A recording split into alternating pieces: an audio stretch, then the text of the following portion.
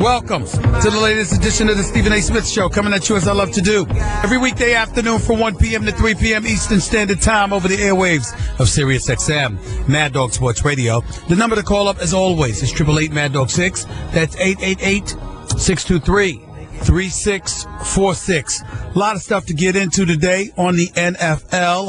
Of course, revisiting this whole Wake Forest scandal with some dude from the program giving out plays to the opposition. We'll talk about that a little bit later on the show. A few NBA items to get into. But first and foremost would be this. As reported by ESPN's Mark Stein, Ian Begley, and others, the NBA and the National Basketball Association, Players Association that is, jointly announced Wednesday night that they have indeed reached a tentative agreement on a new collective bargaining agreement pending ratification by the league's players and team owners.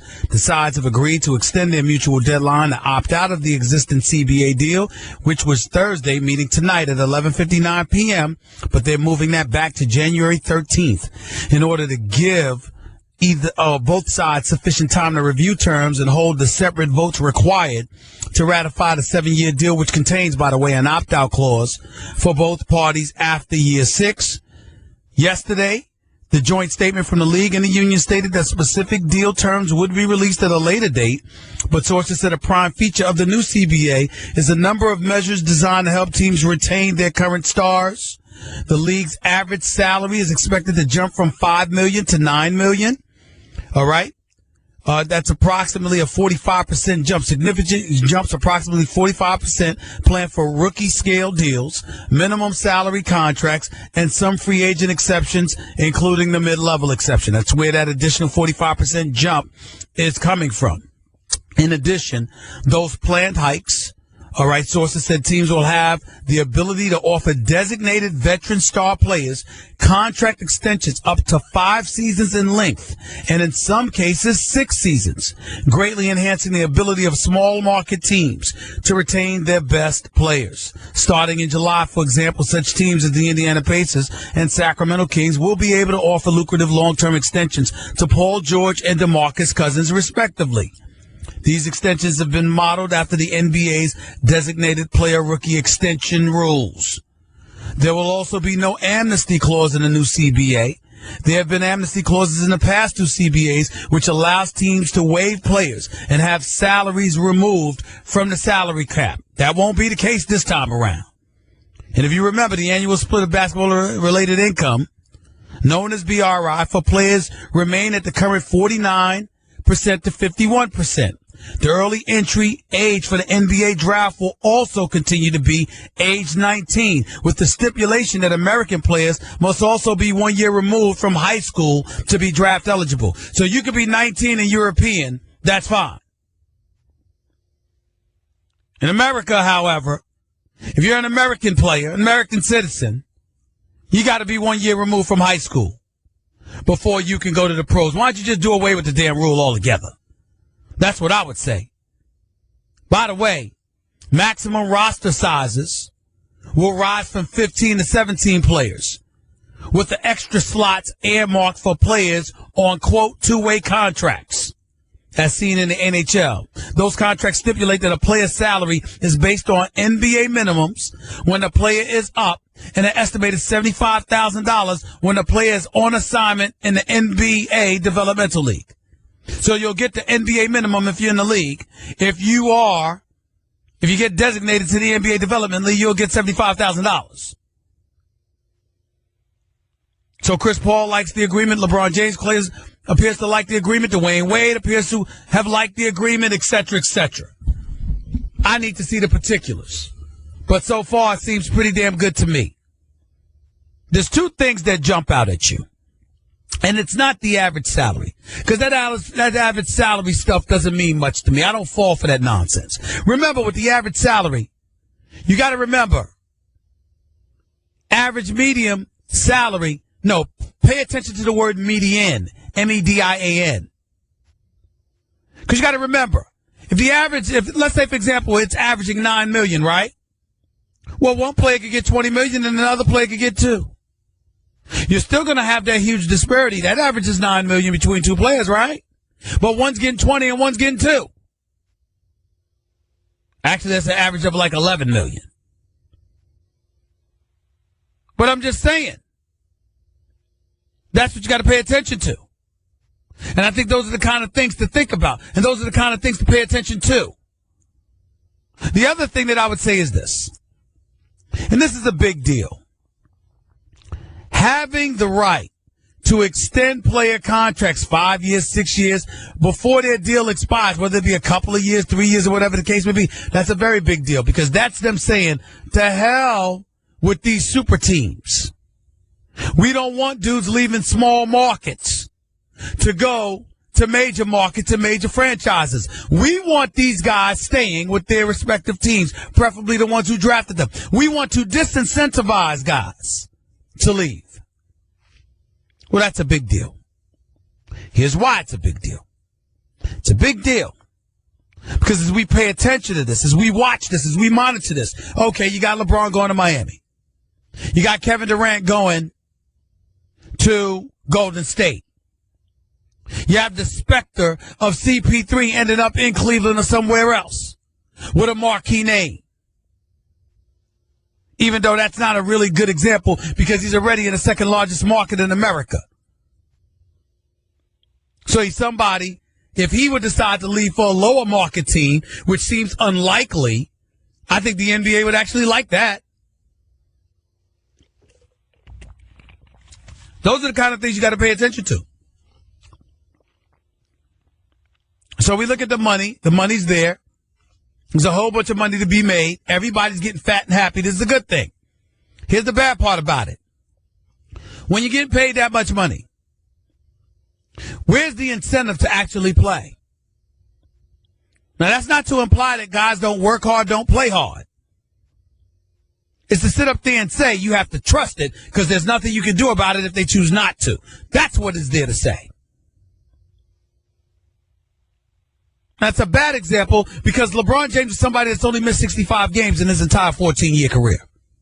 He's never missed a full season, never missed half a season. As a matter of fact, the most games he's missed in a season was a couple of years ago when he only missed 13 games. But in the same breath, having said that, he's not Karl Malone, who played all 82 games, 10 seasons. He's not John Stockton, who did it 16 times. He's not Michael Jordan or Gary Payton, who did it 9 times. LeBron James in his career has never played all 82 games in a season at any point in his career. Never. It's never happened. It's never, ever happened. And when you look at it from that perspective, and then you hear him come out and say, I've been in this league 14 years. I played in every major city. What's the problem? Well, damn. I'm not sure I'd go that route. See, ladies and gentlemen, when LeBron James skipped out the other day from playing, I have no problem with the fact that he took the day off. I have a problem with the fact that he took the day off from Memphis. Because you only show up there once a year. To a lesser degree, miss it in your own conference. Or better yet, miss a home game. Are we inferring that the team that drafts you and the team that you play for, you only owe it to that particular fan base? Is that particular fan base what made LeBron James into a global iconic figure? No, it's the NBA brand that did that. And his excellence in showcasing his tremendous talents in the NBA. And facilitating that into becoming a global iconic figure due to Olympic competition and the NBA brand and how it successfully marketed its brand globally, etc. That's how LeBron James became the global iconic brand that he is. It wasn't because he played in Cleveland. He could have been playing in Idaho. It would have been the same. The point is, everybody, coupled with their association and their affection for the NBA, is what enabled LeBron James to be the figure that he is. And the only reason I'm making a big deal out of it is because it's the only time of the year he's in Memphis. Don't tell me some extra money wasn't pocketed by teams, from patrons who patronize the brand by buying tickets, whether it be on StubHub or something else, for that particular game. I don't want to hear it. That's a lie.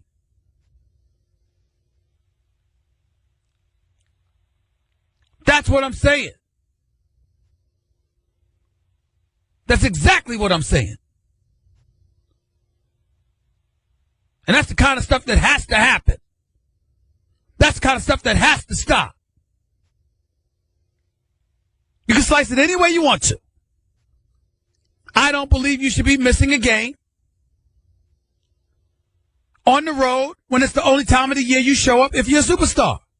Now, there are those that will sit there and say, Stephen A., what about Paul George? What about DeMarcus Cousins? Fair enough. They're paid like max players. They should show up too. No doubt about it. I'm not letting anybody off the hook. And I know that LeBron James doesn't cheat the game.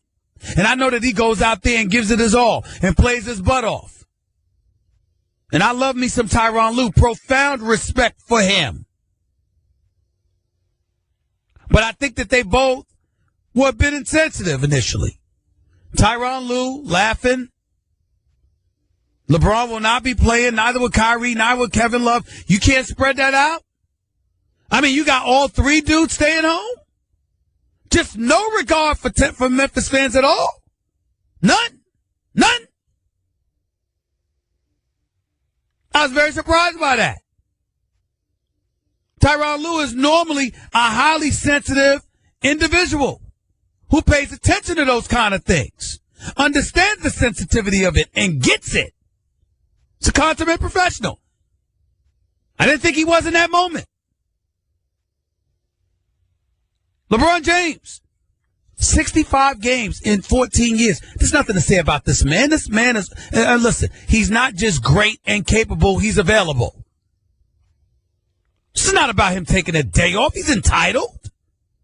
It's that it was in a city you're not going to again this year. It's the only time you go play a visit there. How come you couldn't miss a game in New York or Chicago or Detroit or Indiana? Someplace you go to a few times a year. How come you couldn't miss it in Cleveland? 41 nights a year. Plus preseason, plus the postseason. Why not? Why not?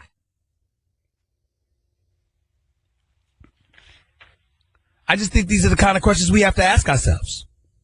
We have to ask of them. 888 Mad Dog 6 is always the number to call up. That's 888-623-3646.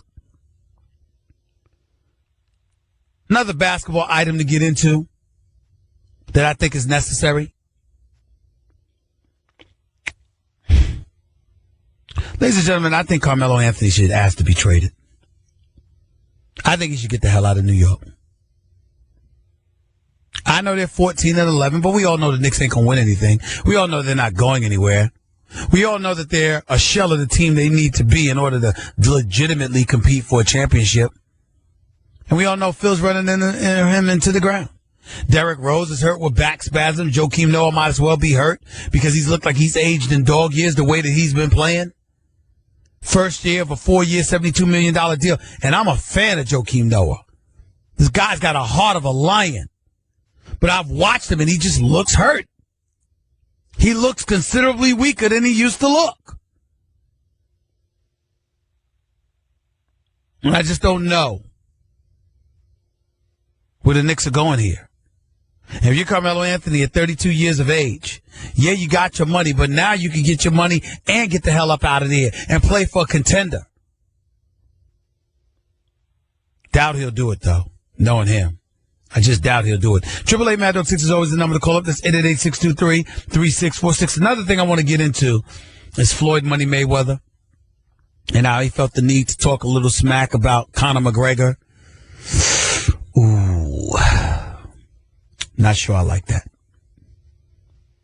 Not sure I like it at all. When I think about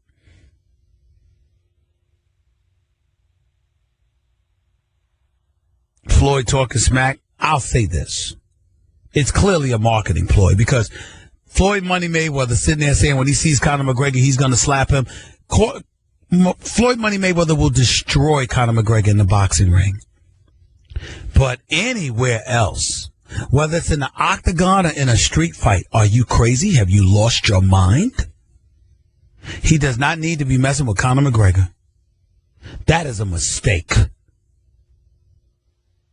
So I think that Floyd is just doing everything that he can to sit up there and keep the attention on the possibility that this is a fight that ultimately could happen in some capacity because it could be 9 figures down the line for him. Who knows?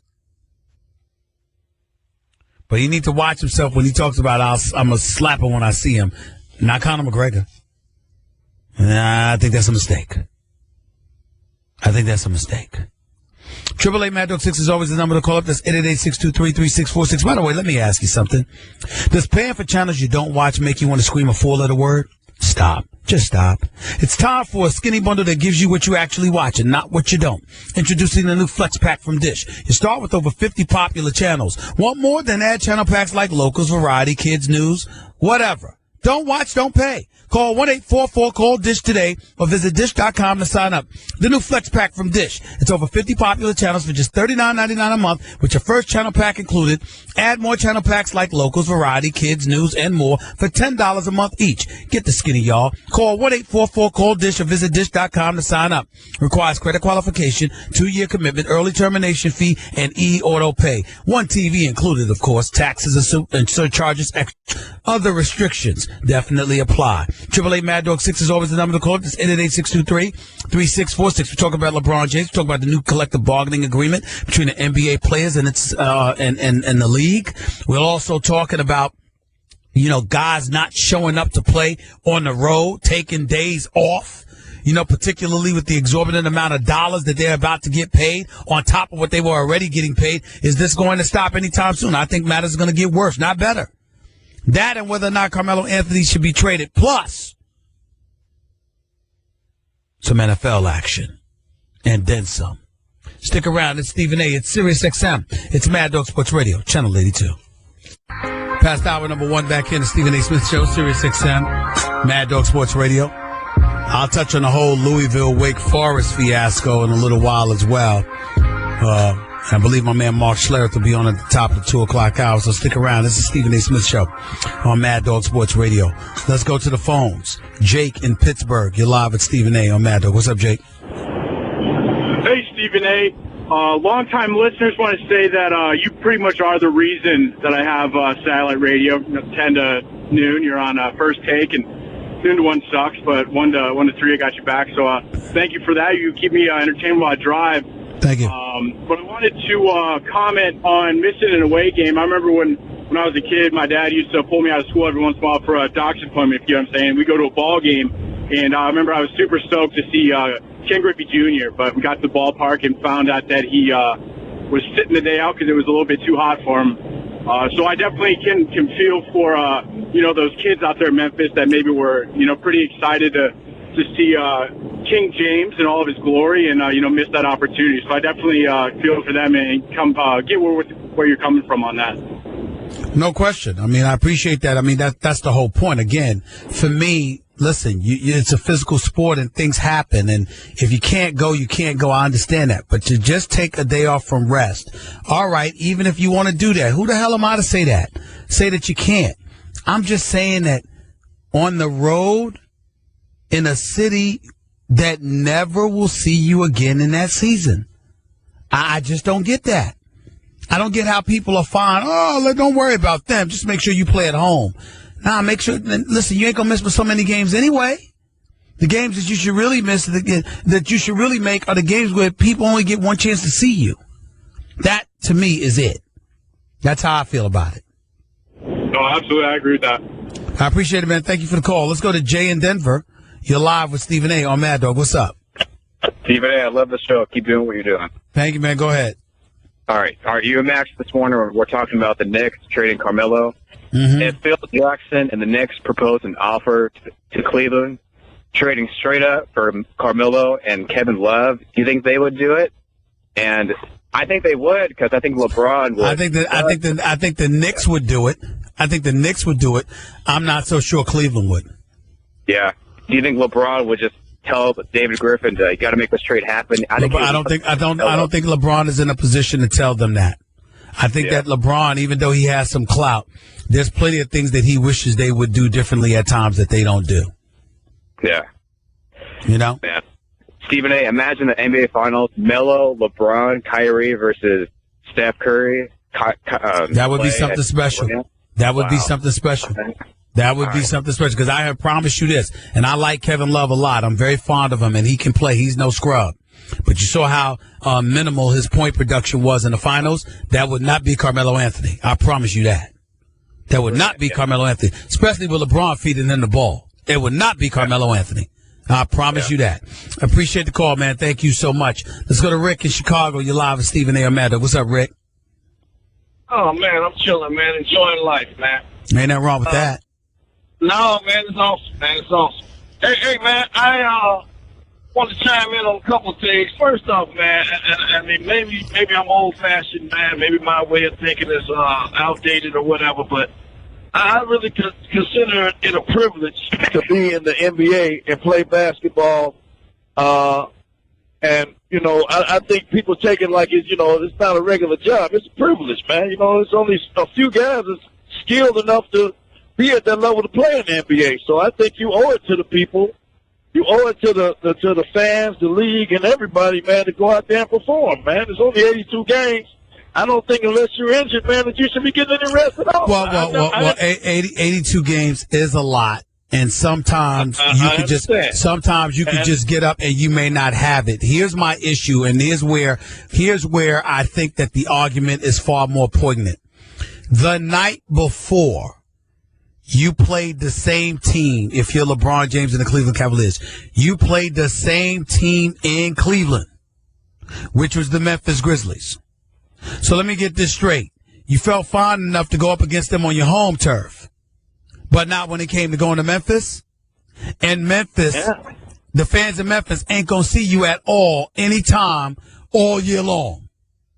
That's not right. Terrible. That's not right. Hey, I also want to chime in on that Melo deal, man. I think right by now, man, Melo had already showed everybody that he has no championship aspirations, man. The man got his gold medal. He might as well just ride it out and collect his money. He's in a good market. He got a beautiful wife. Hey, man, the man got it going on, man. Everybody's not a champion, man. It's not fair. Well, you know what? If you're not a champion and you have no aspirations for a championship, that's fine. But supposedly he does. And so if you do, Rick, you might remember something, Rick. If he gets traded, he still keeps his money. His money comes with him.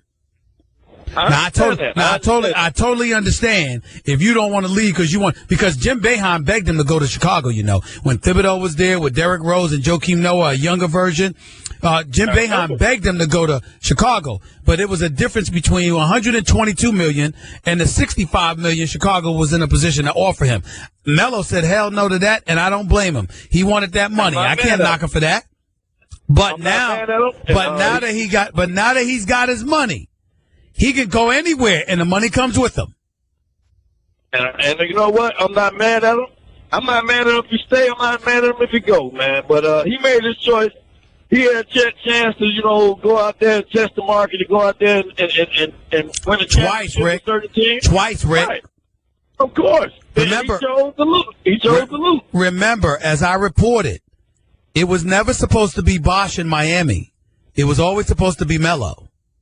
Yeah. It was supposed to be LeBron, Melo, and D-Wade. Too excited about those gold medals, too. Yeah, I feel you. I love my man Melo, but I can't knock you for that. I appreciate the call, bro. Thank you so much. Dominique in Atlanta, you're live with Stephen A. Amanda. What's up, Dominique? What's going on, Stephen? Hey, you got me yesterday on that Jim Caldwell, buddy. I know you did. Hey, I said you got me, man. Yeah, I know I got you.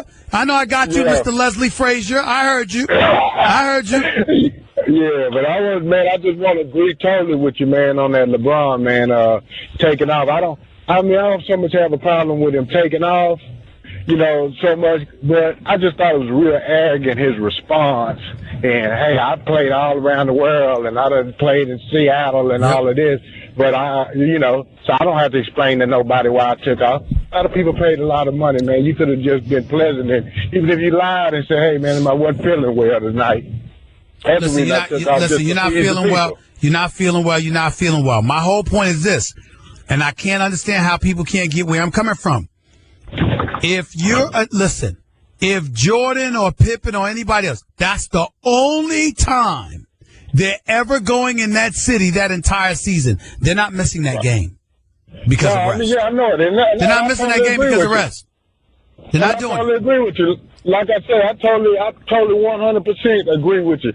And I think that he should have played, but but I just thought that even more so the arrogance of the response. I don't have to explain to nobody why I didn't want to play. This kind of turned me off. And I love LeBron, man, as a player, man, but I just thought that one statement, like, hey, I ain't got to answer y'all why I didn't play. I went on TV today, and I couldn't believe I had to say it. I said, yo, man, I've never said this about him before. He came across as real arrogant in that regard.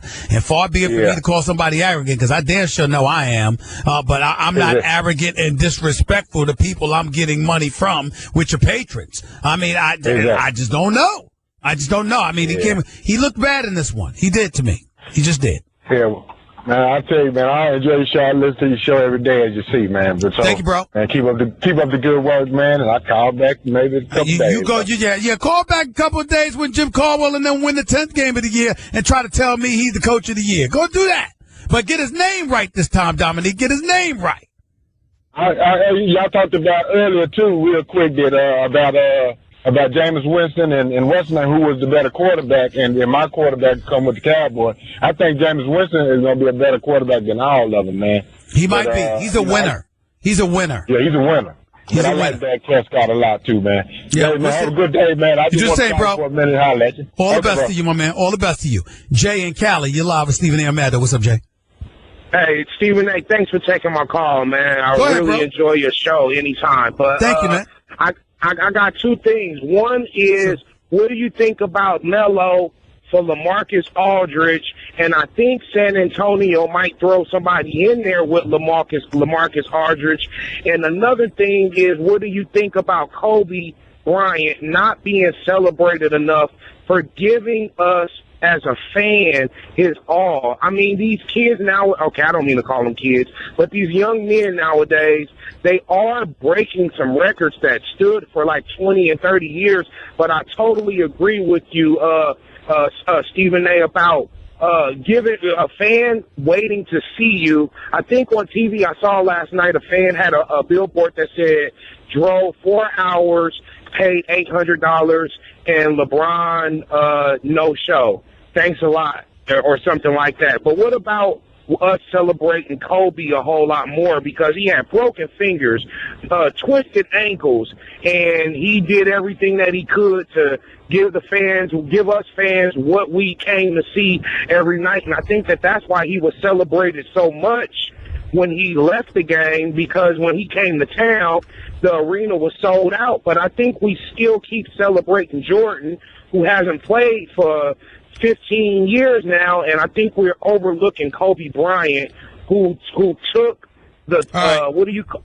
You know what I'm saying, Stephen A.? I need to chime in. Okay, first of all, go ahead. First of all, you can't say Kobe hasn't been celebrated, because my God, was he celebrated? I mean, this nation, the basketball world, revered Kobe. That's number one. Number two, I'm looking at his career stats. 1, 2, 3, 4 times Kobe's played all 82 games in his career. Another 1, 2, he played 80 games out of 82. Another 1, he played 78 games out of 82. And then twice, he played 77. I mean, once he played 77 games. So that's 6 seasons.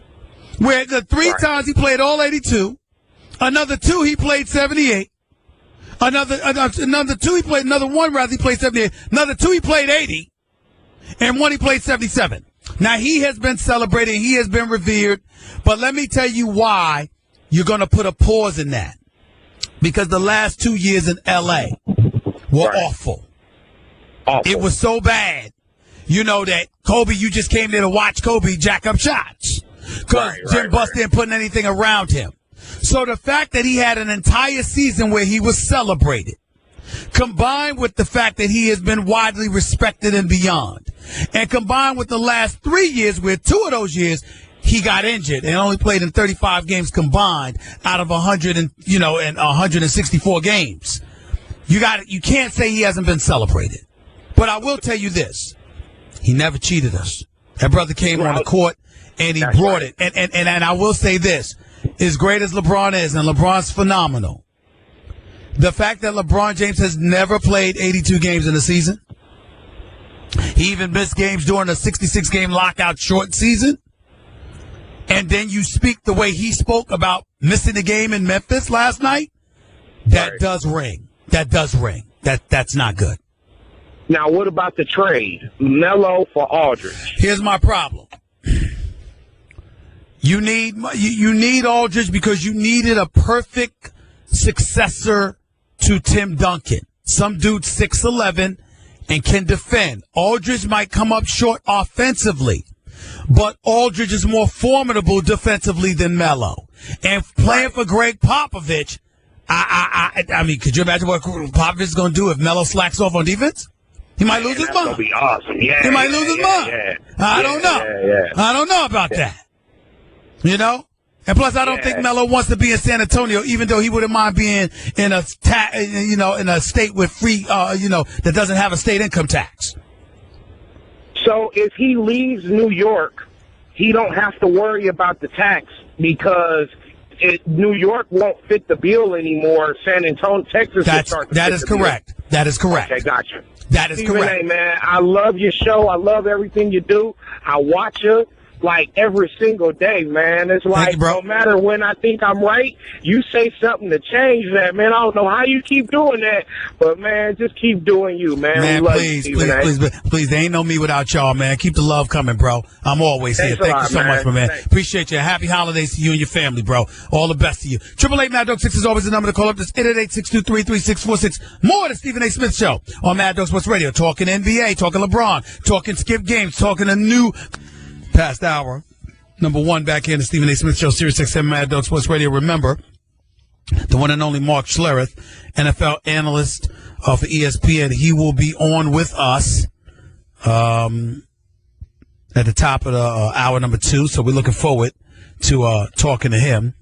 But I want to transition before we got back to the calls at 888 Mad Dog 6 888-623-3646. Wanted to get to this story.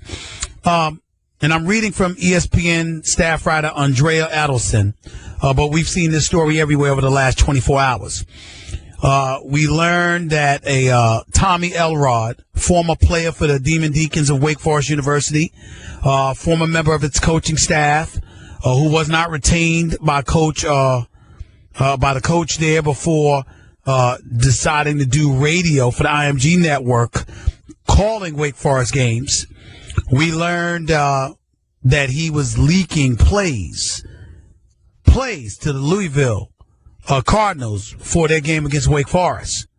And that this is something that's been going on since 2014, where this dude would betray his university and do such a thing. I've been on the record saying yesterday that this dude should be banned not just from Wake Forest University, but from city limits in Winston-Salem. I went to school at Winston-Salem State University in Winston-Salem, North Carolina. I know this town. I know the local reporters. It's a great city. It's a great town.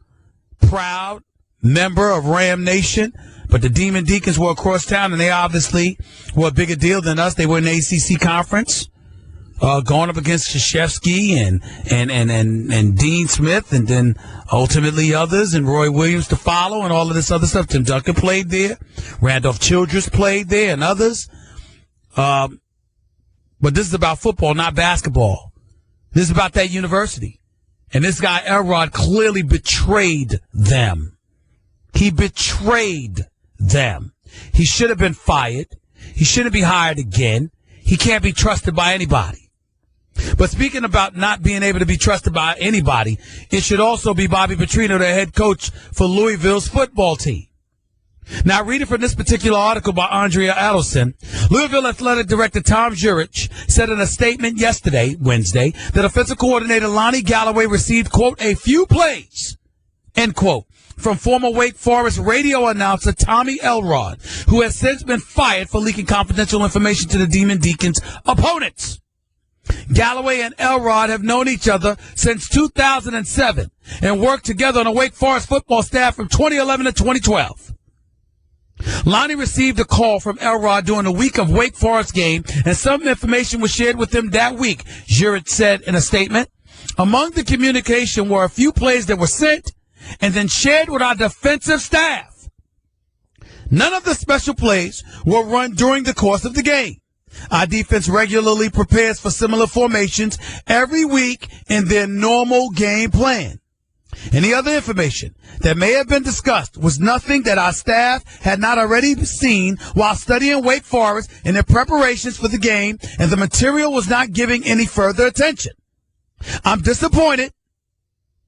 This is according to Jurich, the athletic director. I'm disappointed that this issue has brought undue attention to our football staff as we prepare for our upcoming bowl game, end quote. Now, for those of you who don't know, Wake Forest launched an investigation into its football program last month after a sheet featuring its own plays was discovered inside Papa John's Cardinal Stadium the day before its November 12th game against Louisville. Shortly after the investigation was launched, Coach Bobby Petrino said in a statement he had no knowledge of the situation. On November 17th, this is what Petrino told ESPN, swearing that he did not have any advance information. Quote, I can tell you that we didn't have the plays, Petrino told ESPN's Mike and Mike, prior to the Louisville game against Houston. I can assure you that we prepare each week the way that you're supposed to prepare. And I like the fact that our team knows how to do that, end quote.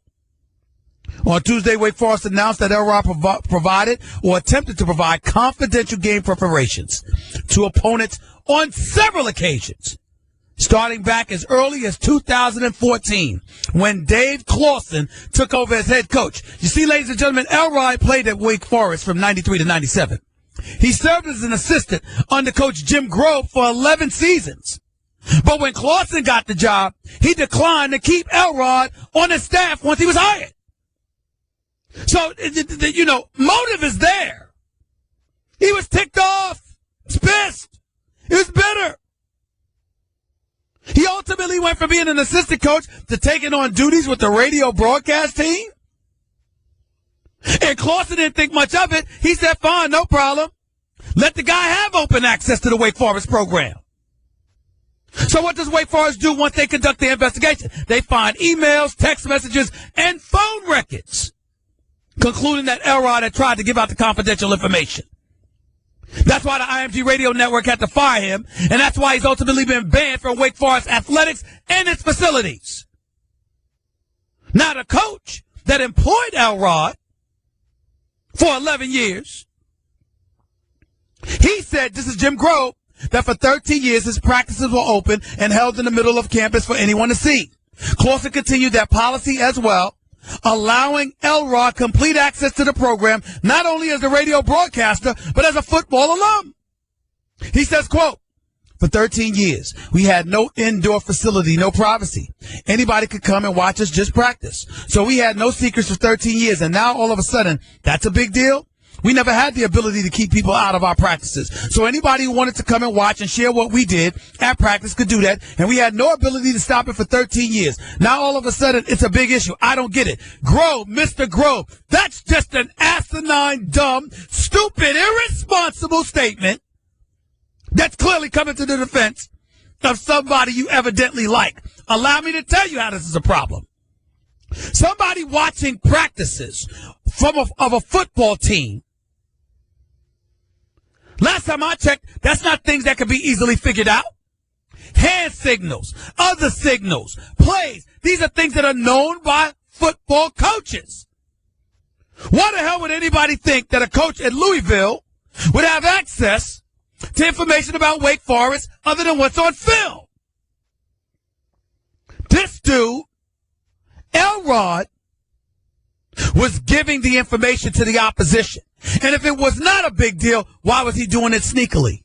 Why was he doing it clandestinely? Why was it happening on that level? You know why? Because he knew what he was doing. And he knew it was wrong. And he did it anyway. Now let me get back to Louisville. This dude, Bobby Petrino, is something special, y'all. He is special.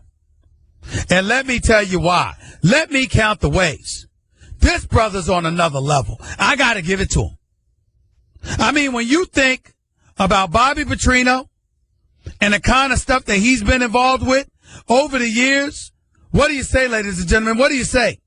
Ladies and gentlemen, let me give you the lowdown, because you might not know. These are the lies that Bobby Petrino has gotten busted for telling. I didn't say the lies he told. I said the ones he got caught. This ain't everything now. Because we all know if you're a pathological liar, that ultimately there's a whole bunch of stuff you didn't get caught about. Let's count the ways. 2001. Bobby Petrino, then the Jaguars offensive coordinator, takes the Auburn offensive coordinator job, allegedly without telling then Jacksonville Jaguars coach Tom Coughlin. 2003. Petrino takes the Louisville head coaching job. But after accepting the job, Petrino goes behind Louisville's back to interview for the Auburn head coaching job. When confronted, Petrino denies and denies and denies until Auburn releases a statement admitting to interviewing him. Petrino asks for forgiveness and chalks it up to being, quote-unquote, a young coach. 2004 to 2006, Petrino interviews for at least 3 other jobs: the Raiders, the Notre Dame Fighting Irish, and LSU. He denied it each time until he got busted. July 13th, 2006, Petrino signs a 10-year deal with Louisville and says the following, quote, "We did want to make a statement. I also wanted to make sure that everyone understood, and I know I've said it, that this is where my family wants to be and where I want to be. But I want everyone to really believe it when it is said," end quote. Asked later if he was emphatically telling other teams not to pursue him, Petrino said, "Yes, that's why we did the buyout. That's why I wanted the buyout. So everybody understands that." Ladies and gentlemen, that January 2007, this is 6 months later. Less than 6 months later. After saying all of that to the public, Petrino takes the Atlanta Falcons head coaching job in the NFL. Just lies after lies. Oh, no, I'm not finished. Y'all thought I was finished, didn't y'all? I'm not finished. Not only did he take that job, he swears once he takes the job, and he takes the job in January, that following November, mind you, this is his first year as head coach for the Atlanta Falcons. Okay? This is first year as head coach of the Atlanta Falcons. November 26th, Petrino says he is not considering leaving the Atlanta Falcons, who are 3-8 under him at the time. 2 weeks later, December 10th, Petrino resigns from the Falcons via a letter posted in the team's locker room. He's introduced as Arkansas's head coach later that night. Lawyer Malloy, former New England Patriot, and others, takes the copy of the letter and writes "coward" across it and gives it to the press. It's one of his players, Lawyer Malloy. He used to play for the New England Patriots, Super Bowl champion. Okay? Wrote "coward" because Bobby Petrino didn't even have the courage to address the team and tell them man to man he was leaving. Oh, I have more. The very next December, a year later, Louisville's AD, this one, Tom Jurich, makes statements about how the program is still cleaning up the mess Louisville left behind in terms of player discipline and misconduct. Because that's how bad Petrino was. In 2012, Petrino crashes his motorcycle and it's later discovered that this was a 25-year-old football assistant that he was having an affair with. That's none of my business. I'm not going to get into that. April 11th, 10 days later, he's fired by Arkansas. After the 2011 season, after the motorcycle incident, which included lying to AD Jeff Long and paying his mistress $20,000. He was then hired by Western Kentucky. About 8 months later. And then he took the job in Louisville after one season at Western Kentucky. August 11th of last year, Petrino claims his Twitter account had been hacked after it was interacted with some pornographic accounts. I'm just telling you it happened. In November, he denies that Louisville had any of Wake Forest's plays, saying, I don't know what you're talking about. That's now, just recently. And then yesterday, Louisville admits in a statement that offensive coordinator Lonnie Galloway received a few plays from Wake Forest radio analyst Tommy Elroy. But Petrino didn't know anything. Ladies and gentlemen, I just gave you a laundry list of stuff he's got caught doing. I mean, I have it in front of me, and I can't even account the amount of lies this man has told. But Petrino didn't know anything about the plays that Tommy Elroy tried to slide to his program, huh? I guess we all boo-boo the fool, ain't we? I mean, spit in my face and tell me it's raining. Feel free. Go ahead. What a disgrace. Hour number 2 up next. Mad Dog Sports Radio tonight with Dan Grasso. And I'm not ready to pull the plug yet on Prescott. I don't think the Cowboys are either. How long is that leash going to be next week if he struggles and this offense really does not wow you? What the panic level is going to be at? It's going to be like crisis hotline for the Cowboys. Get Romo in the game, please. That might be too soon. If they go out there and lose Sunday night and play like garbage, then they're going to have an interesting decision on their hands for Week 16. Weekdays at 7 p.m. Eastern. Mad Dog Sports Radio. Sirius XM 82. Do you have 3 ex-wives in your channel? Christopher Mad Dog Russo right here on Sirius XM, Mad Dog Sports Radio. My honor and privilege to have my next guest on the line, always helping me out on First Take on ESPN2 every weekday morning from 10 a.m. to 12 noon. Now he's my guest here on the Stephen A. Smith Show on Mad Dog Sports Radio. The one and only Mark Schlereth from ESPN is on the line with us right now. What's going on, big time? How are you? Oh, man, I'm doing great, Stephen A. Doing great. Great to be on your program. Thank you, man. Thanks a lot, buddy. Let's get right into it. I'm interested in knowing how you feel about this. When we talk about the NFL, usually it's about a win now business. We understand it's the no fun league in some people's eyes and all of this other stuff. But the way Dak Prescott has been performing, you would think that the man would get a pass. You would think that he'd have the unwavering support of the owner. I don't get that when I'm listening to Jerry Jones talk this week. I hear a guy that's clamoring for Tony Romo to be up in there. I'd like to know your thoughts about that. Yeah, I just think you just look at the history of the Dallas Cowboys first and foremost. Dak Prescott has been outstanding. You lose a game to the Giants in which your receivers don't beat one-on-one coverage. They don't separate. They get beat on a consistent basis. And suddenly, Dak Prescott can't play anymore, and you can't wait to see Tony Romo. By the way, when you owned the Dallas Cowboys and they won 3 Super Bowl 90s, the longest winning streak you ever had with Troy Aikman, Michael Irvin, Gene Novacek, Emmitt Smith, Moose Johnson, the best offensive line in captivity was 7. You won 11 straight games, and here you are, what seems to be throwing shade at your rookie quarterback, who has been nothing short of absolutely amazing.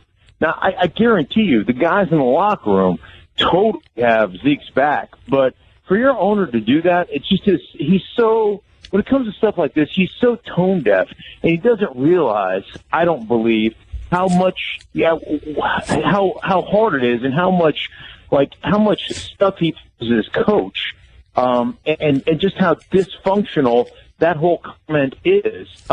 Just to keep the Tony Romo thing alive. Listen, if that gets hurt, then they'll have to go to Tony Romo, and there's no better backup in the world when you consider the fact how much this guy has played. But the bottom line is, you just put your whole team and your coaching staff in a really tough position where they have to answer questions and questions they don't want to answer. But Slur, here's the way I disagree with you. You think he's tone deaf. I don't think he cares. I think he's so in love with Tony Romo that's like an adopted son to him, and he's so confident in the Dallas Cowboys. He believes that whether it's Dak or Romo at the quarterback position, this team could win it all, and he wants to see Tony Romo hoisting that trophy, not Dak Prescott, because his attitude is Dak Prescott is young. His time will come down the line. I want my guy Tony Romo here. He's like a son to me. I want him to receive the glory. I think that's what it's about. Okay, I don't disagree with that. That could be the motivation for sure.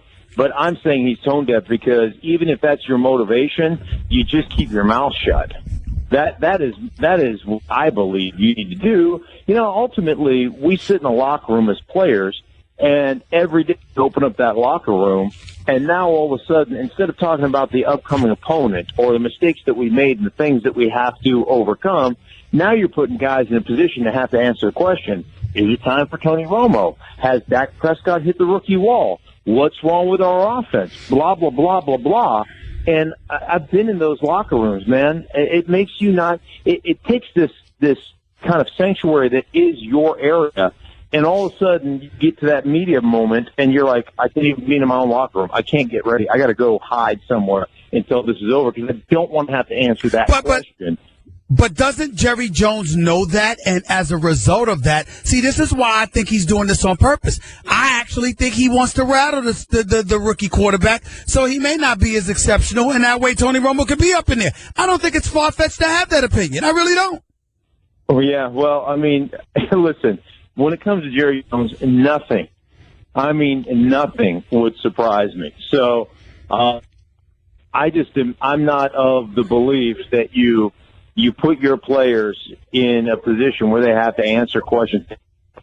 But Jerry Jones doesn't fly by that, that set of standards. So he bucks conventional wisdom, every opportunity he gets. And let's face it, you're living in these glory days in the 90s, man. You guys haven't been – you were 12-4 a couple of years ago with Tony Romo, but you didn't get to the ultimate game.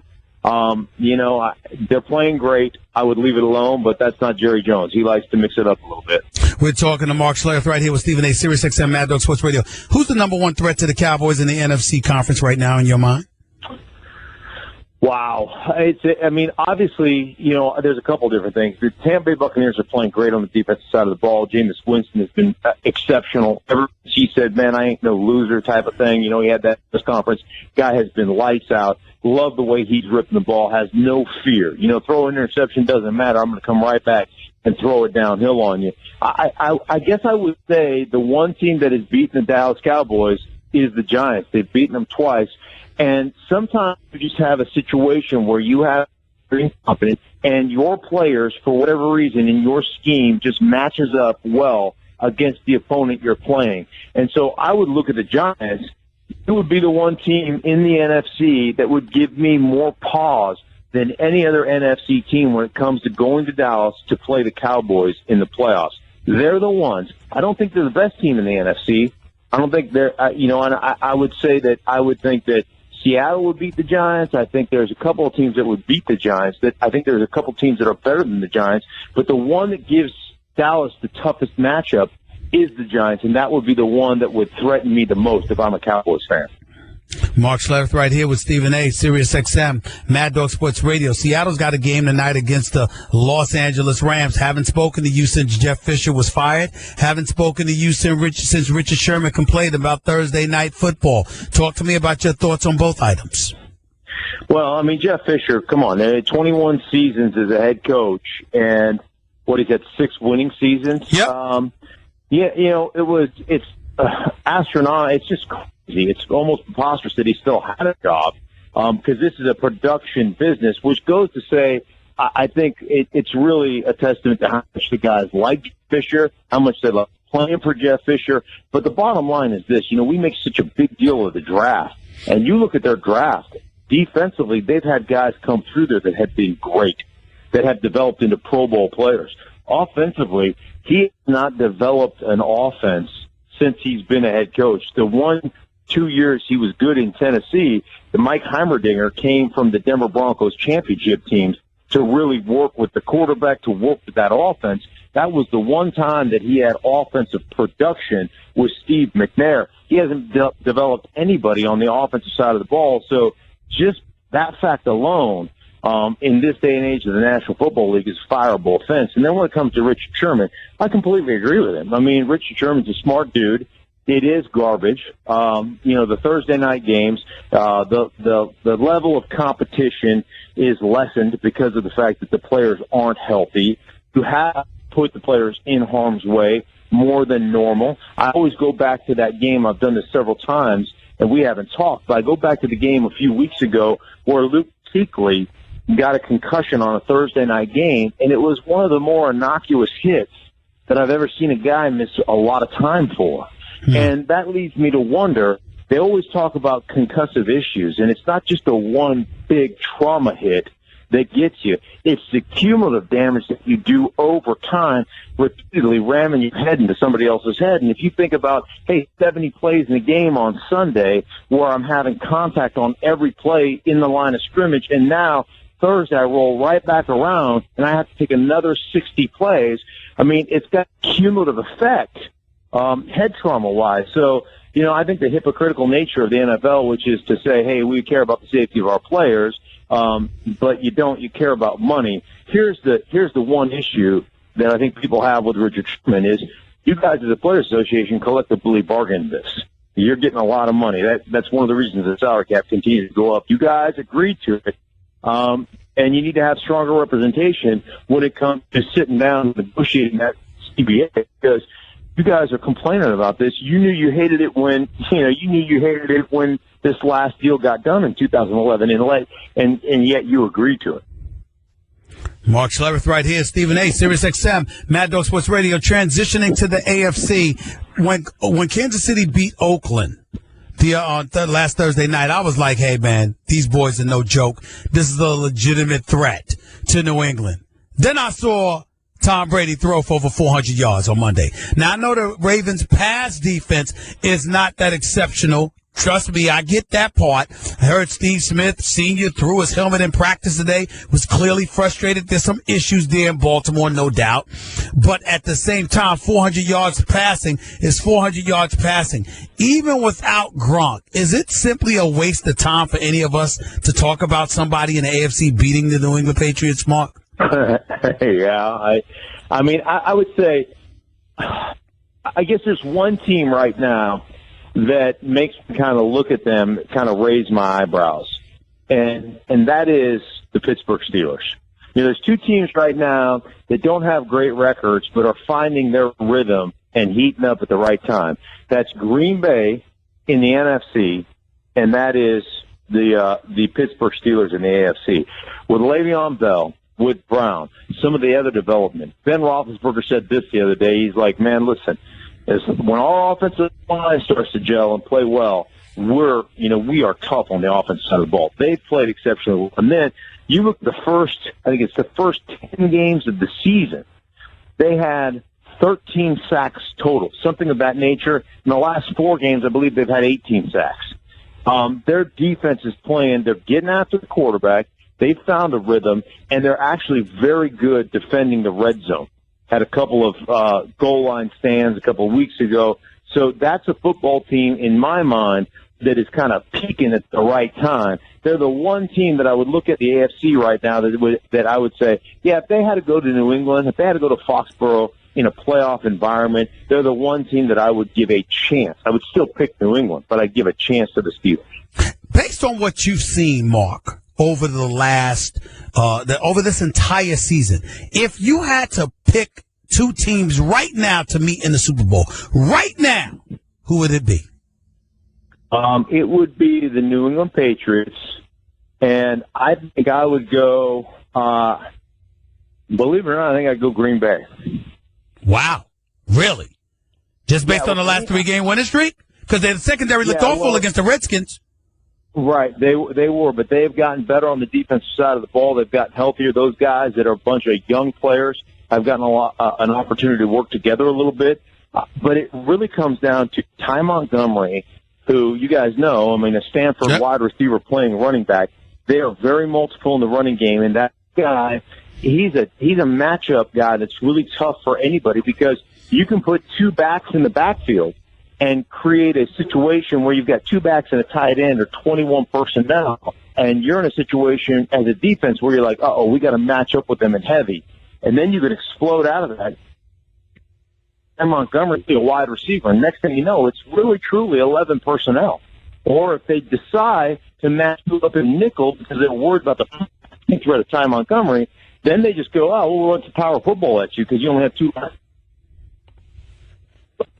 Because of that guy's development, they have become this real threatening offense. And, you know, the beneficiary of that is Rodgers. I mean, as you always say, he's a bad man. He is.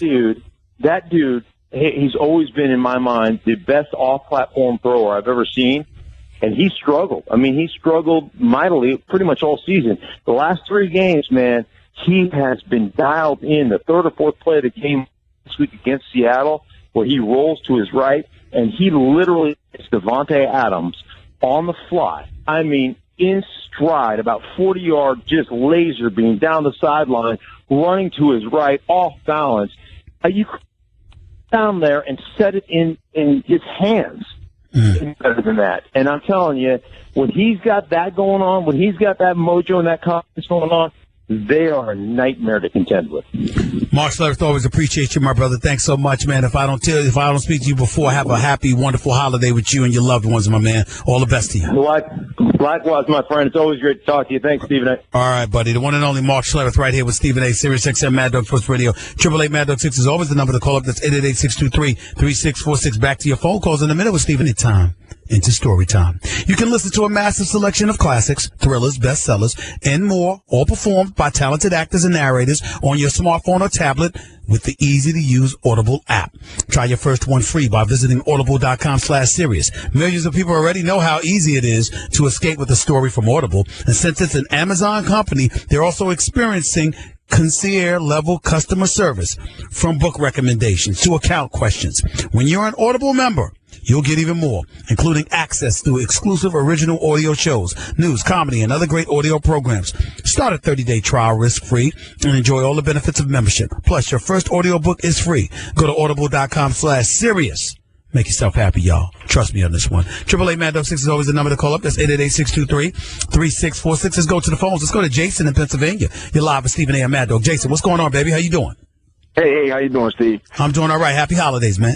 Hey, happy holidays to you. Hey, before I get into my comment, man, I just want to tell you, man, you one of the best to ever do it. Keep it up. And, hey, man, I appreciate you. I appreciate the love, man. Thank you so much. Go ahead. No problem. Hey, now, my thing is, the guys complain about playing on Thursday nights, saying it's a short week. Yep.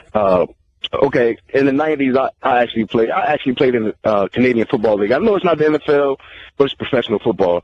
And I happened to be on one of the Grey Cup teams when I played in Baltimore. Mm-hmm. And we would have a stint where we had to play 3 games in 12 days. Mm-hmm. You know, and nobody complained. Yes, you sore. Yes, you got to work through it, but it's only once a year. But it's once a year, but that's different than 82 games in a year, isn't it, bro? Say that again. That's different than 82 games in a year or 16 games in a year, right? No, I'm talking about football. No, I'm talking about football. Well, that's football. That's different. That's one game a year as opposed to 16, right? Right. It's only one time that you play with a short week.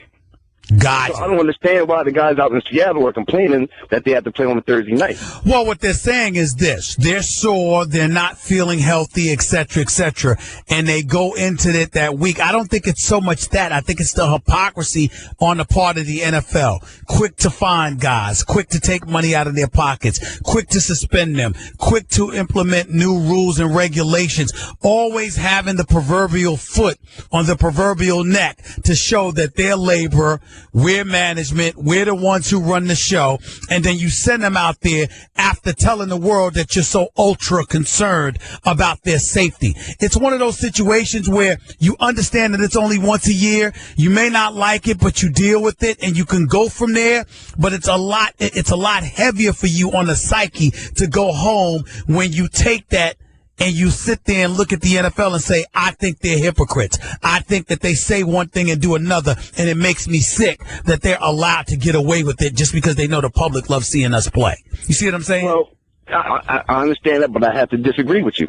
Okay. Because the only reason why I'm disagreeing with you is because I lived it and I did it, and I know the feeling, I know the soreness, I know the pain, but that's just like you, Stephen A., not on the physical level, but if ESPN says, okay, you're doing your First Take show and you're doing your radio show, okay, well, Steve, guess what? I need you in Cleveland by this time. You're not going to like it, but you have to do it, and you're going to have to perform to your best of your ability. But wait a minute. But let me tell you why you're wrong. Respectfully, Jason, you have to understand they're complaining. They didn't refuse to do it. Right. They're just complaining about it. Right. So in other words, I can assure you there have been times that I have complained about having to fly to a different city. You see what I'm saying? But damn it, I was there. I was there. You see what I'm saying? So if I didn't go there, then you have a problem. Then your point is valid. But all they did was complain. It's not like they failed to show up. Right, I understand. I'm just saying you're going to have a group of guys that's looking at this era of football players and they're going to say, like myself, stop crying. Okay, that's fine. It's once a year. It's once a year. That's fine. You're going to have a group of guys like yourself who's going to tell them to stop crying, and you may not be wrong, but then you're telling them to stop complaining when we all complain about something, bro. Well, listen. We can all complain about something. We can all complain behind closed doors, but you don't have to go public with it. Well, they have the license though. You and I both know. Now, see, that's where you being dishonest, Jay. We don't complain publicly because there might be repercussions. Well, but if there were no repercussions, you might hear a lot more from us. That is fair. True, because guess what? The cornerback for Seattle, Richard Sherman. I'm a Redskins fan. Richard Sherman. Listen, Richard Sherman. Now listen, Richard Sherman can talk like that, okay, and get away with it. But that guy who's playing on the special teams, and he has to perform, and he don't have the accolades and the cachet, and the cachet. He can't talk like that. They get rid of him. That's right, but that's the way of the world. That's the way of the world. No, you know what the golden rule is, right? You know what the golden rule is, right, Jay? What is it? Those who have the gold makes the rules. That's right. He got that right. Hey, all right, bro. I can agree with you on that one. All right, my brother. You take it easy, man. Thanks for calling, bro. Anytime. Let's go to Gavin in South Carolina. You're live with Stephen A. What's up, Gav? Hey, Stephen A. How you doing, sir? I'm doing all right, man. Thank you for calling. What's up? Real quick, I wanted to get into the UFC, if you don't mind. Sure, go ahead. I wanted to get your take on how... Stand still or roll up your window because we're getting too much wind. You need to stand still or roll up your windows because there's too much wind and we can't understand what you're saying. Go ahead. All right, I'm in my truck. I just wanted to get your take on how, according to Dana White in the UFC, Conor McGregor is no longer the featherweight champion and he gave the title up. Yeah, he's surrendered his belt. If you follow him on social media... He's like, I don't know what they're talking about. I got both the belts right here. I don't even want to get into that. The reason why is that's just him and Dana White and those boys going back and forth on things. It's just like Conor was talking smack where he didn't want to show up after he lost to Diaz the first go round, and he didn't want to show up for a promotional obligation. And Dana White canceled him from UFC 200, if I remember correctly. He said, no, you got to be there. I can't change the rules for you. I take enough heat from other fighters. Enough of that. Conor talked, but he ended up not fighting in that event and ultimately capitulated when he needed to show up for another event. So he can talk, but the only thing he'll get away with is showing up late to something. That's all. Other than that, he's going to capitulate or he's not going to fight and he's not going to get paid. You're right. I agree with that. But at the same time, it's not like Dana White didn't want those fights to happen, the two Nate Diaz, and then this one in Madison Square Garden, the most recent one. I mean, those three were the biggest pay-per-view buys in UFC history. That's true. But what I'm saying to you is that he was scheduled to fight before that, and it didn't happen. At the end of the day, here's the thing that we always have to join with guys, with governing bodies in this respect. No athlete can be allowed to be bigger than the brand. You're right. Always remember that. You have, because the minute you allow it, others are going to follow suit. And then after that, there's nothing but chaos. And then you can't sell your product to the public because they can't trust your product because of how dudes are going to act prior to fulfilling their obligations. It's the same thing. Look, man, I'm Stephen A. I'm considered a relatively big name in media. You see me on the air at 10 o'clock, don't you? Yes. You hear me on the air at 1 o'clock, don't you? Because that's my obligation. And damn it, if I don't fulfill that obligation, I'm going to cease to exist. My name will still be Stephen A., but I won't matter much. Because not only will the company get rid of me, but no other company will want to hire me because why should you if I can't be trusted to fulfill my professional obligations? Right. That comes with it. That's what we all do. Mistakes happen. I've been late in my career. I've gotten stuck in traffic or technical difficulties, maybe at Switch Studios last week, and I had to go across town, which wasn't my fault or anything like that. Stuff happens. But by and large, for the most part, 99% of the time, I'm going to honor my professional obligations. And so should you. And so should you. And so should everybody. That's how you ultimately build and nurture a brand that's trustworthy. There is no brand on any level in any industry that garners support if it can't be trusted. Brands become brands because you can trust them to be who they thought, who they marketed themselves as being. You see what I'm saying? Yes, sir. And that's what has to happen. But from a champion's perspective, they've raised Jose Aldo. He's a technical featherweight champion now. Oh, listen. I don't want to hear anything about Aldo anymore. He got knocked out in 13 seconds by Conor McGregor, and they're going to stupidly go about the business talking about how Conor McGregor is scared of him. Stop. He knocked you out in 13 seconds.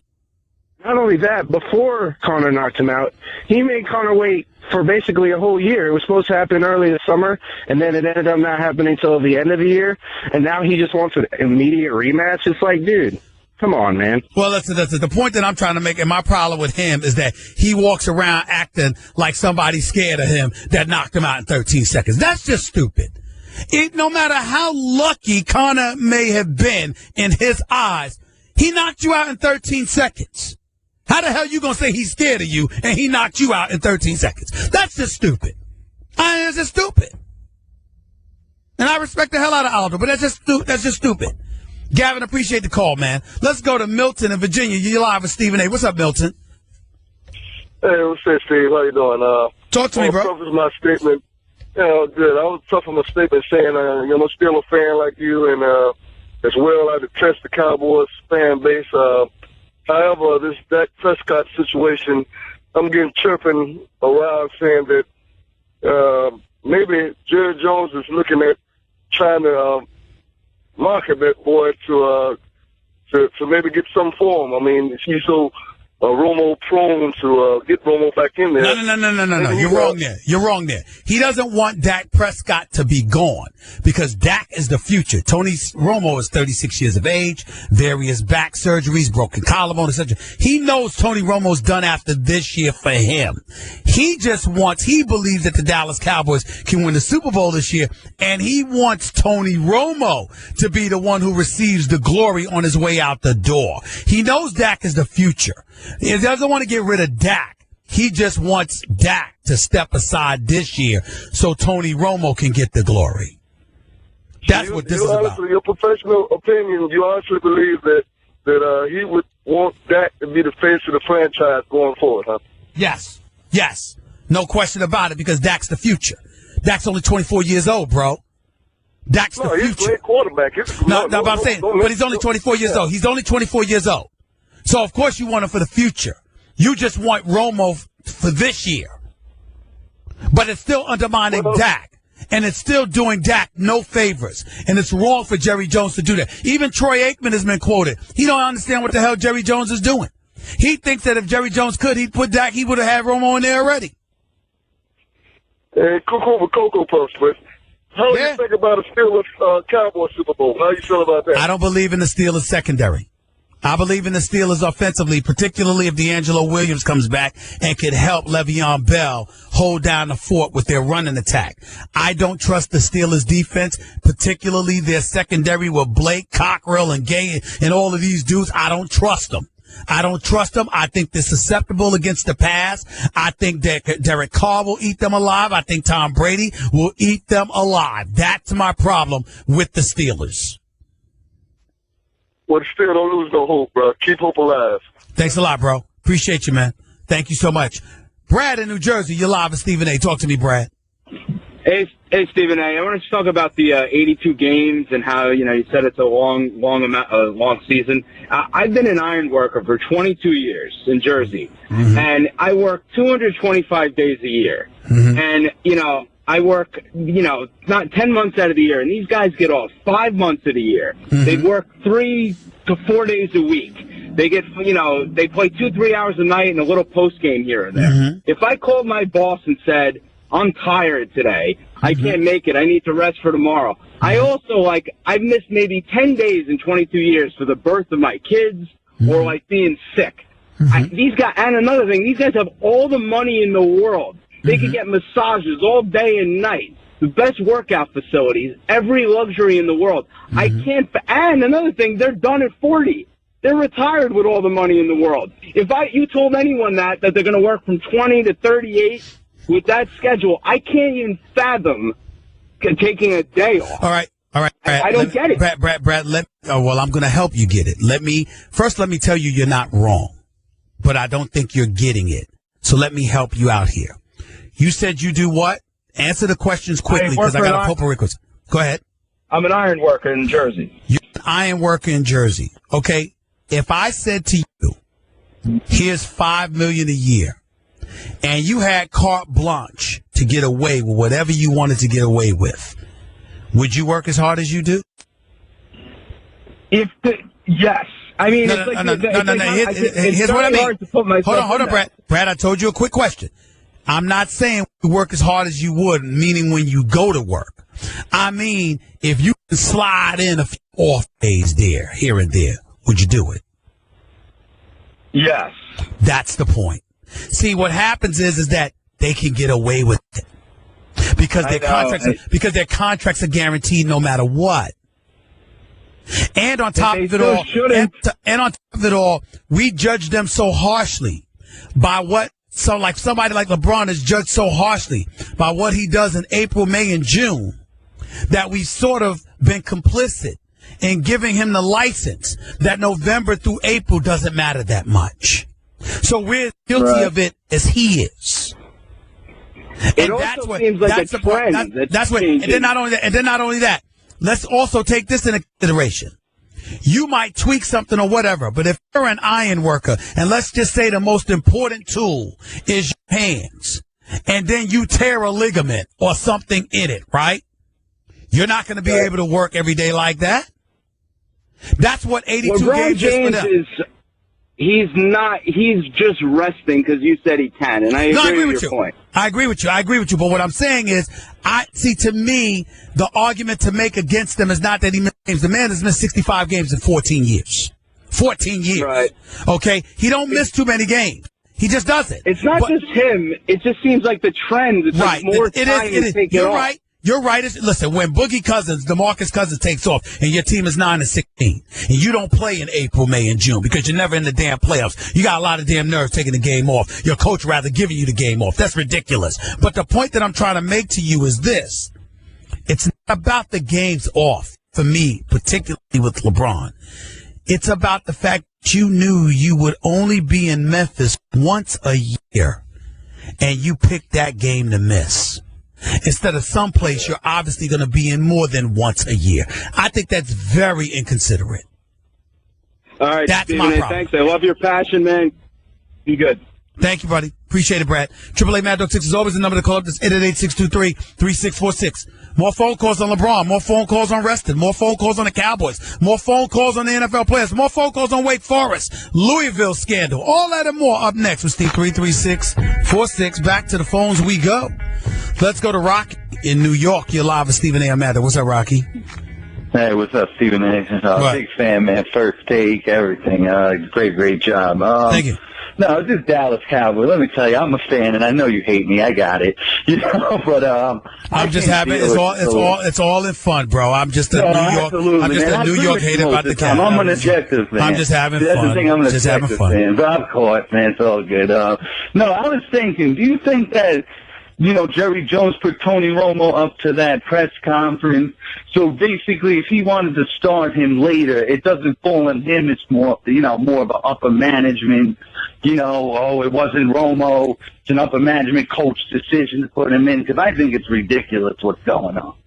So I want to listen. The bottom line is this: Jerry Jones wants Tony Romo up in there. Period. Yeah. It's obvious. Oh, I know. It's obvious. And I use the word sabotage because there's only one other. Listen, there's only two ways Dak Prescott can get in to get out of the lineup. If he stinks up the joint or he gets hurt. I agree. Under no other circumstances would Dak Prescott get up in there, right? If you're Jerry Jones, why do you keep mentioning it? That's what I don't understand. Maybe I'm wrong, but the way he talks about Tony Romo, I'm yet to hear him talk about Dak like that. Maybe I only hear the He clip. doesn't even mention Dak. He doesn't even mention him. He doesn't even understand it. I mean, we haven't made the NFC Championship since 1995, and you're talking about what we're going to do in the Super Bowl. Let's get to the NFC Championship first. And you're relying on a guy who's been to the playoffs, if I'm right, 5 times since 2004, and showed us nothing. And the win you got even on Detroit was even suspect with that pass interference call, because I'll admit, that was pass interference. I got you. All right, man. I got to run, Rocky. I appreciate the call, my brother. Thank you so much. By the way, as an aside, this guy, apparently, Dylan Roof, who decided to represent himself, the guy, the confessed killer of 9 people in that South Carolina church from a year ago in Charleston. His fate is in the hands of the jury. Apparently, they have the option to give the death penalty. I think it's obvious what I'm hoping for, what I think is appropriate in this particular situation. As you don't know, it's death. Killed everybody from a 26-year-old to, I think, an 85 or 87-year-old. It's death. It's nothing to talk about here. We'll see what happens. Let's go to Cheryl in North Carolina. You're live with Stephen A. and Mad Dog. What's up, Cheryl? What's up, Stephen A.? How are you? I'm good. How are you? I'm doing okay. Please tell me why you calling. What's going on? Well, I'm calling to talk about the NBA and the decision that the coach/players make. Go ahead. About sitting out. Go ahead. Well, my view is this, very similar to yours. I might go to maybe 2 or 3 games a year, and when I go, and I always take either my daughter or one of her friends, to get them into the NBA. I mean, I literally might spend with traveling and overnight close to at least $500, and that doesn't include the tickets. Mm-hmm. And I don't mind if they, want to rest, but first of all, I have a little problem when they use the word rest in December, and playoffs, don't start till April, May. Okay. But I think maybe, if they want to lay out, that's fine. How about giving, the fans some notice? And don't tell me they don't know when, because I know they do. Well, not everything is planned. Like sometimes if your body's feeling tired or whatever, you can have a day off. Sick, I got a better one for you, Cheryl. How about giving you the option of getting your money back? I would love that. They do that at like Broadway, in the and the plays and stuff. If the main star doesn't show up or gets sick or something, because you know what? When it all comes down to it, Stephen A., they wouldn't have anything if it wasn't for the fans. Period. Mm-hmm. Now, they might get their money and so on and so forth, but if the fans don't show up, they're not going to get anything. The NBA is going to be hurt again. I grew up watching, Bird, Magic, Michael, of course, from North Carolina, all them. And the first year that Charlotte had a team, I spent a whole bunch of money to get a ticket.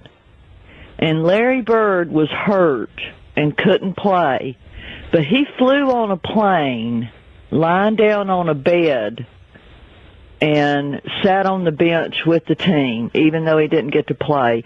And I thought about that, I thought, my God, he laid down on a plane, flew all the way to North Carolina. I was so happy just to see him in person.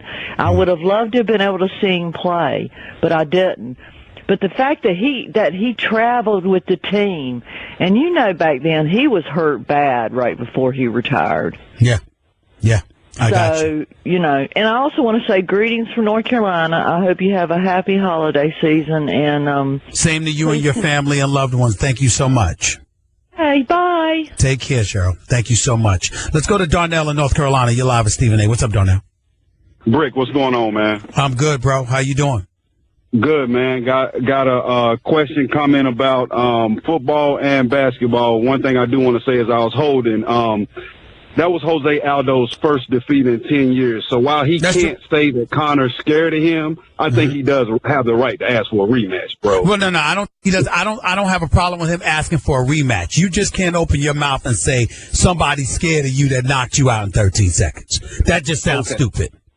Okay. That's what I'm saying. Then you can ask for the rematch. You can insist on it. You can even say it was a lucky punch, but it doesn't negate the fact that when it connected, you got knocked out. It wasn't the only time you were hit in 13 years. I'm sorry, in 10 years. But this particular blow from this particular individual, which was Conor McGregor, knocked you out in 13 seconds. How the hell you sound and he's scared?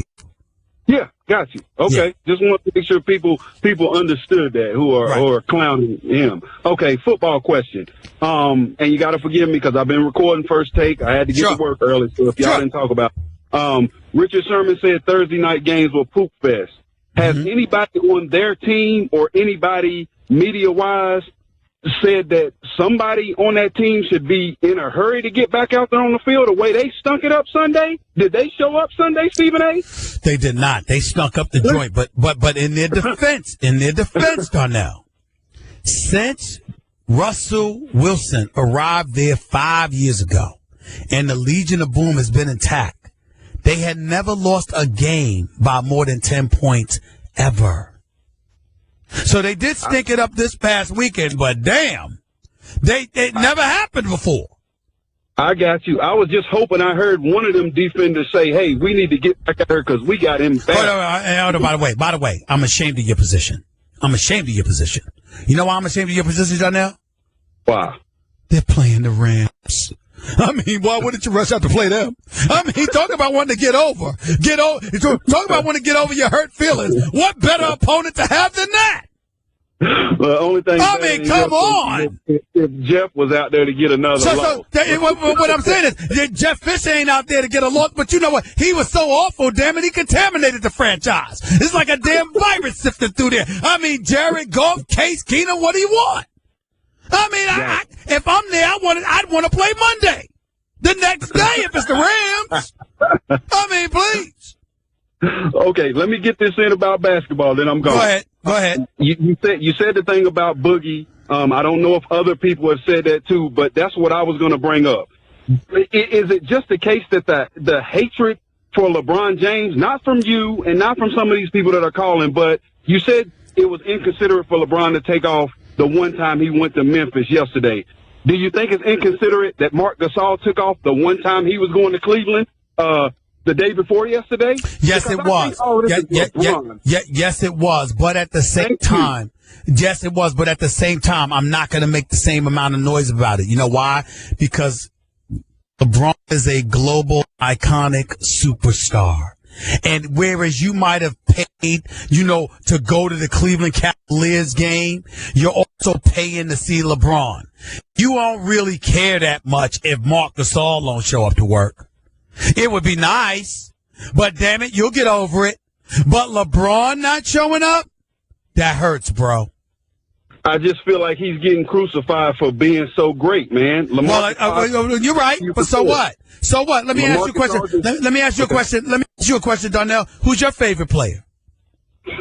You know me, LeBron, D-Wade. All right. Who was your favorite player when MJ was playing? MJ. All right, you pay to go and see MJ play, and he don't play. How would you feel? I got you, and I understand the anger. What I'm saying is that so many people are calling and just talking about LeBron. LaMarcus Aldridge sat out the fourth game of the season. I didn't hear anybody say nothing about that. When people but I'm getting on you because you know why. Stars are judged differently. They're box office. You know why? He gets Come on, D. like every other man. I got you, and I'm D, with they're you, not but any when other I guy. hear you- They're not any other man. They're not any other. Yeah, hey, let me ask you a question. You know, I'll make you laugh on this one. You got a woman? You happy? Huh? Yeah. Is anybody D? Is anybody Darnell? Does anybody? Or are you special? You got it. You see what I'm saying? I mean, you're special. That's my point. You're special. LeBron is special. I know that Gasol and Cousins people have done the same thing. They ain't LeBron, bro. They ain't breaking kids' hearts because they ain't show up. All right, fine. We ain't going to miss you anyway. LeBron, you can't say that. Can't say that. It's different. Got to run, bro. Holler at me tomorrow. Ben in Minnesota. You're live with Stephen A. Go ahead, Ben, real quick. Hey, man, in 1992, my dad took me to a basketball game when I was 11, and I saw Michael Jordan dunk the ball, steal the inbounds pass, and dunk right again before halftime. He scored 32 points in 31 minutes. I remember where I was sitting when I saw the greatest player the game has ever seen, right? So who does this little kid want to see? Why is his dad taking him to this game? It's not to see the ball game. It's to see his heroes. And this is where people miss the part of your argument, is that it's not for the stoics and it's not for the diehards who love basketball. This is for us tertiary fans. It's for those of us who like basketball and think if it's not serving us honestly, we'll leave it, right? Like, look at the baseball strike in 1994. And as an adult, I go to a couple games a year because my dad took me to see these games, right? And just like you said, if my dad takes me to see the game and Jordan doesn't play it, not only do I not have that memory, he's done buying season tickets, and the Timberwolves lose revenue and have to sell their product at a lower price to try. See, to what I'm ticket saying is sales, it right? goes a step further, Ben, because, again, if this is one of the 41 games that LeBron plays at home, it's forgivable. But when you know you're going to show up once in a particular locale all year long, how do you not harbor sensitivity towards that? That's exactly what I'm saying. And so now you look 20 or 30 years down the road when a generation of mid-level fans who didn't get to see LeBron and Kyrie in Memphis or Minnesota or one of the other historically bad towns don't show up as adults and don't take their kids to see basketball games because they're jaded by their experience of the bad product they received as children. They're going to turn their money to a different product. So my point is that this hurts the entire NBA. All right. I got to interrupt you because we got to get on out of here. I totally get your point, Ben. I'm sorry to cut you off. Call back tomorrow when I have more time because we got to get on out of here. Mad Dog Russo's up next with his afternoon drive show. Ben, you are absolutely right. I get exactly where you're coming from. That tertiary fan, I'm going to mention that tomorrow. Thanks a lot for that input, my brother. Holla at y'all tomorrow, 22 hours from now. Peace. If it's happening